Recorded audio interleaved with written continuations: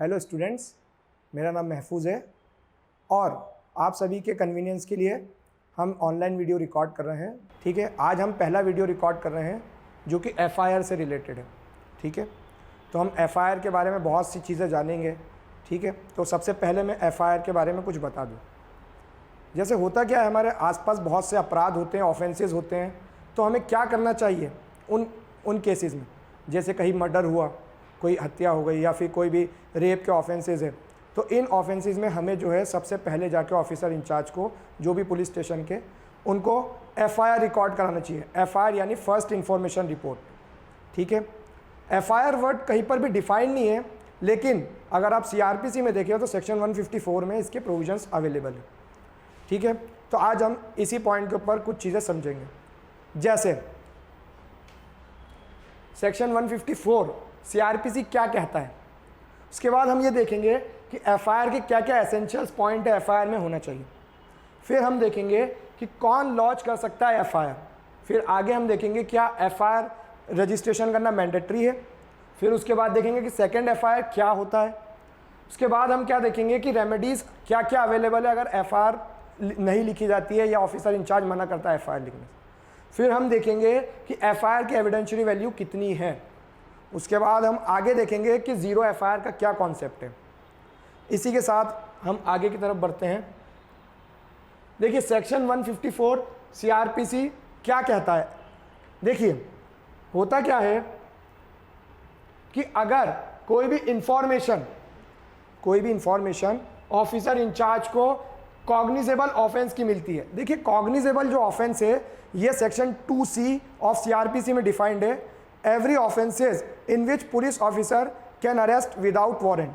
ठीक है, और शेड्यूल फर्स्ट के अंदर जो भी सीआरपीसी में शेड्यूल 1 है उसके अंदर कॉग्निजेबल ऑफेंस के लिस्ट बताई गई है। और अगर कोई वो आईपीसी के ऑफेंसेज है और अगर कोई अदर लॉज है तो जो भी ऑफेंसेस 3 ईयर से ज़्यादा पनिशेबल है वो वहाँ पर भी पुलिस ऑफिसर जो है विदाउट वारंट अरेस्ट कर सकता है। ठीक है, तो जैसे कॉग्निजेबल ऑफेंस की आपको सूचना मिली, इंफॉर्मेशन मिली, उसके बाद अगर वो ओरल में है तो आपको क्या करना चाहिए, यहाँ पर रेडियोज इन राइटिंग, जो ऑफिसर इंचार्ज है या तो वो खुद ही राइट डाउन करेगा या अपने किसी सबऑर्डिनेट को डायरेक्ट करेगा, डायरेक्शन के अंदर उसको राइट डाउन करवाएगा। ठीक है, जैसे ही आपने राइट डाउन कर ली तो आप क्या करिए, जो भी इंफॉर्मेशन दी गई है या तो आपने लिखी है या फिर जो भी आपने राइट डाउन किए उनको जो है सुना दीजिए। जैसे आपने रिड्यूस इन राइटिंग की है तो उनको सुना दीजिए। अब जैसी राइटिंग में इंफॉर्मेशन है तो उसे क्या करना है, साइन भी करवा लीजिए उस व्यक्ति की जिसने आपको इंफॉर्मेशन दी है। फिर उसके बाद क्या करना है, उसके बाद हमें जो है उसके जो भी ऑफिसर इंचार्ज है उसे जो भी डायरी, जो भी पुलिस स्टेशन के अंदर जो डायरी रखी होती है उस डायरी को जनरल डायरी के नाम से जाना जाता है। उस डायरी के बारे में सेक्शन 44 ऑफ पुलिस एक्ट के अंदर बताया है।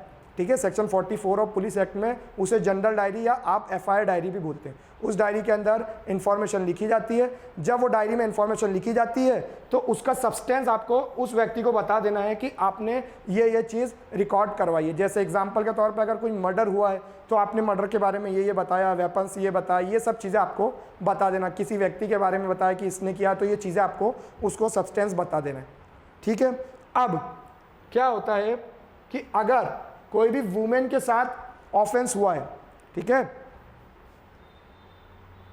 कोई भी वुमेन के साथ ऑफेंस हुआ है, यानी आप देख लीजिए इस केस के अंदर जो भी ऑफेंसेस है, जैसे एग्जांपल के तौर पे 326B, 326A यानी एसिड अटैक के ऑफेंसेस या फिर सेक्सुअल हरासमेंट के ऑफेंसेस है, ये सारे 354 से 354D तक, या कोई भी जो है रेप के ऑफेंसेस है 376 से तो 376E तक के जो रेप के ऑफेंसेस अगर किसी वुमेन के साथ हुए हैं तो उस केस में वुमेन पुलिस ऑफिसर या जो भी ऑफिसर होगा वो वुमेन ऑफिसर उस एफआईआर को रिकॉर्ड करेगा।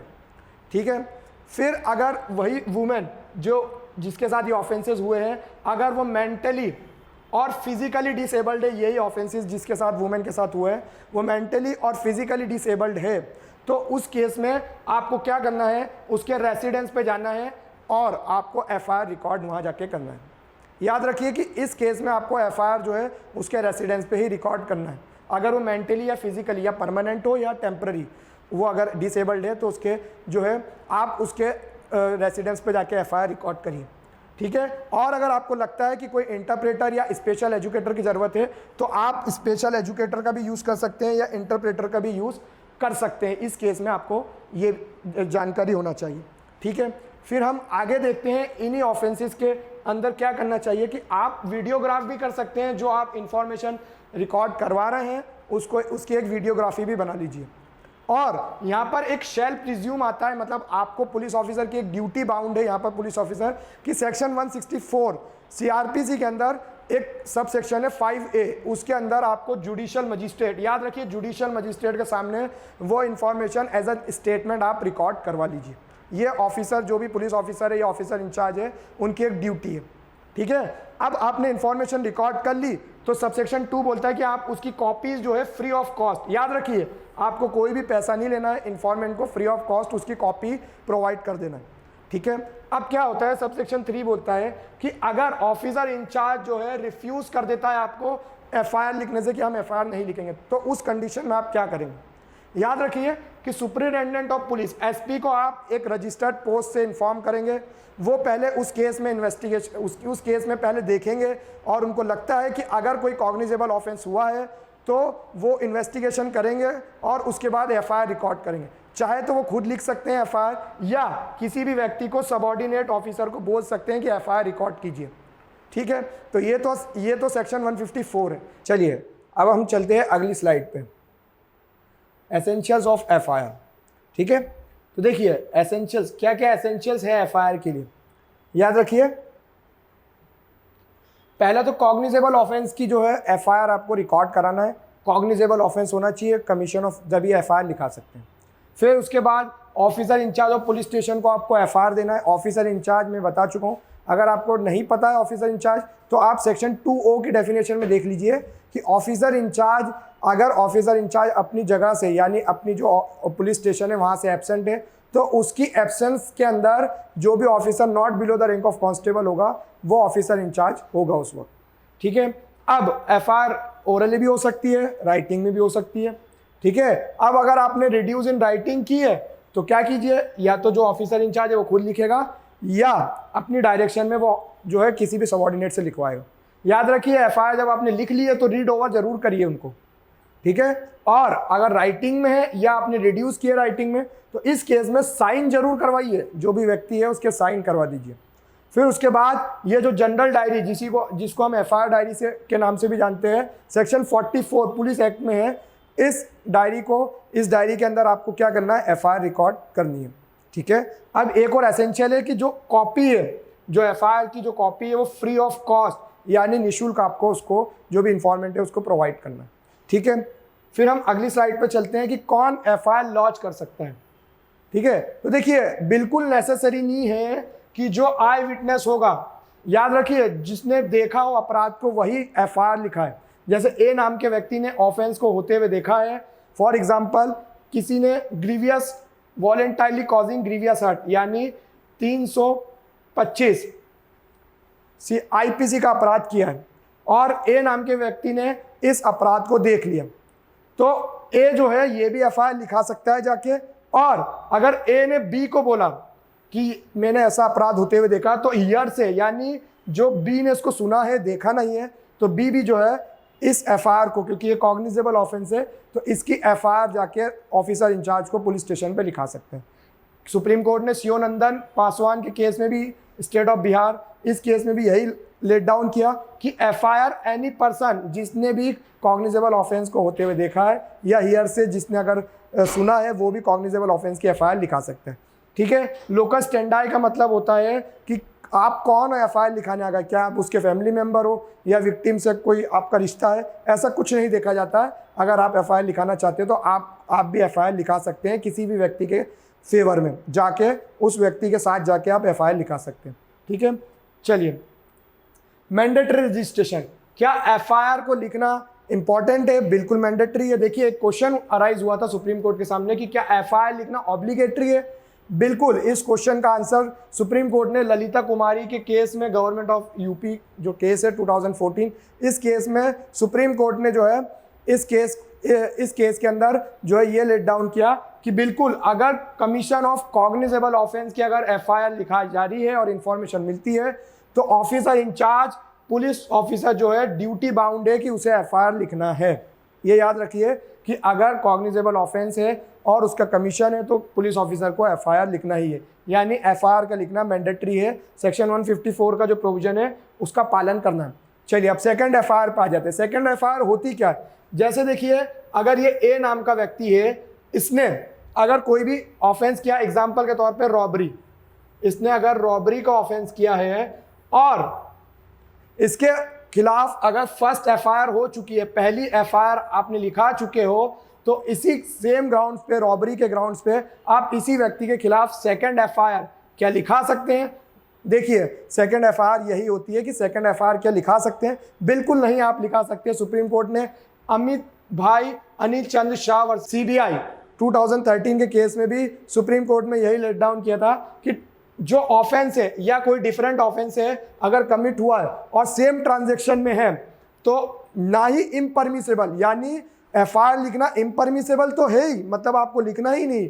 बट याद रखिए article 21 life and personal liberty के आर्टिकल को भी ये वायलेट करता है सामने वाले के जिसके खिलाफ आप एफआईआर लिखा रहे। एक और केस है अर्नव गोस्वामी का, लेटेस्ट केस है। इस केस में भी सुप्रीम कोर्ट ने सेम गाइडलाइंस लेट डाउन की कि सेम और कनेक्टेड ऑफेंस के केस में सब्सिक्वेंट एफआईआर ना ही इम्परमिसेबल है बल्कि क्वेश की जानी चाहिए, मतलब इसको जो है खत्म किया जाना चाहिए।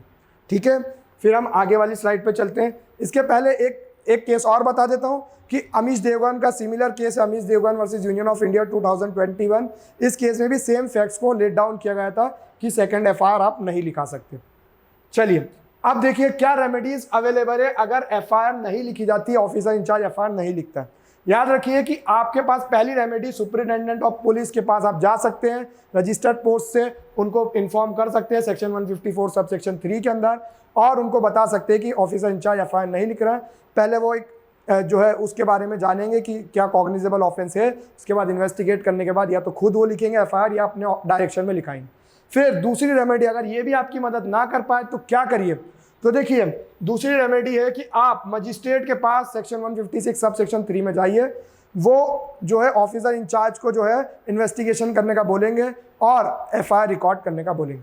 देखिए एक अच्छी बात बताते हैं, इंटरेस्टिंग बात, कि अगर एफआईआर जो है रिकॉर्ड नहीं करता है ऑफिसर इंचार्ज, किन केसेस में, रेप के ऑफेंसेस में या जो ऑफेंसेस अगेंस्ट वुमेन के केसेस में अगर एफआईआर नहीं रिकॉर्ड करता है तो आईपीसी के section, IPC Indian penal code का सेक्शन 166, इसका जो है ए 166A, इसका क्लॉज सी है।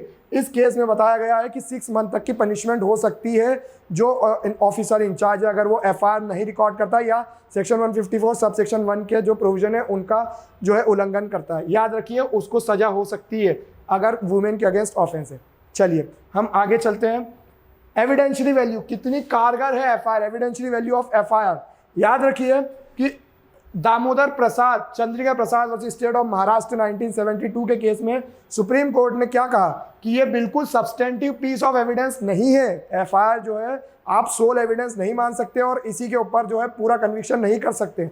याद रखिए एफआईआर का पर्पस क्या है फिर, तो देखिए होता क्या है, सेक्शन 157 इंडियन एविडेंस एक्ट 1972 के अंदर जो मजिस्ट्रेट है, जो भी विटनेसेस जिन्होंने एफआईआर लिखाई है या उनके जो विटनेसेस के जो भी स्टेटमेंट्स हैं उनको, और सेक्शन 157 के अंदर जब ट्रायल होता है, जब विटनेसेस आते हैं मजिस्ट्रेट के सामने, चीफ एग्जामिनेशन इन चीफ इन दोनों को जो है कॉरोबोरेट करने के लिए यूज कर सकता है जो है मजिस्ट्रेट। और सेक्शन 145 ऑफ एविडेंस एक्ट में इसी एफआईआर, अगर एफआईआर राइटिंग में ही होती है आपको पता है, तो एफआईआर जो है एक रिटन डॉक्यूमेंट है, तो इसी डॉक्यूमेंट को जो है आप कॉन्ट्राडिक्शन के लिए यूज कर सकते हैं। यहाँ पर डिफेंस जो है इसको कॉन्ट्राडिक्शन के लिए यूज करती है। ये Agnu Nagesia versus state of Bihar 1966 के केस में भी सुप्रीम कोर्ट ने यही चीज बताई।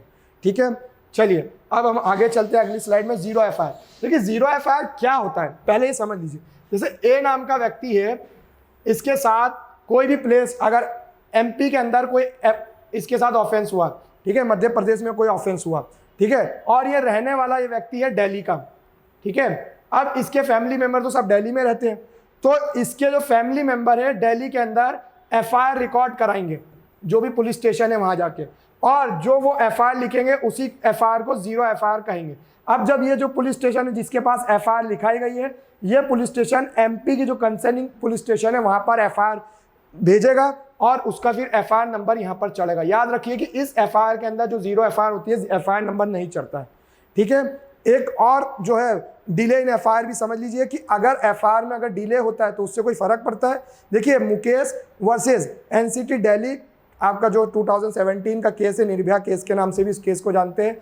इस केस के अंदर भी सुप्रीम कोर्ट ने बताया कि इससे कोई फर्क नहीं पड़ता डिले इन FIR से, ठीक है। कुछ केसेस में सुप्रीम कोर्ट ने यह भी कहा है कि अगर डिले होता है तो सस्पिशन आ जाता है, तो इसलिए जो रेप के ऑफेंसेस होते हैं उनके अंदर डिले से कोई भी जो है फर्क नहीं पड़ता है, ठीक है। इसी के साथ जो है आप सभी का धन्यवाद, और हमारे चैनल को अगर आपको अच्छे लगते हैं हमारे वीडियोस तो आप प्लीज़ लाइक करिए, हमारे चैनल को शेयर करिए अपने दोस्तों के साथ, और जो अपने जो लॉ के जो स्टूडेंट्स हैं उनको भी बताइए, और सब्सक्राइब भी करिए हमारे चैनल को। और आप कमेंट में ये बताइए कि कौन से जो है वीडियोस और आपके लिए रिकॉर्ड किए जाए CRPC के, ठीक है। Thank you.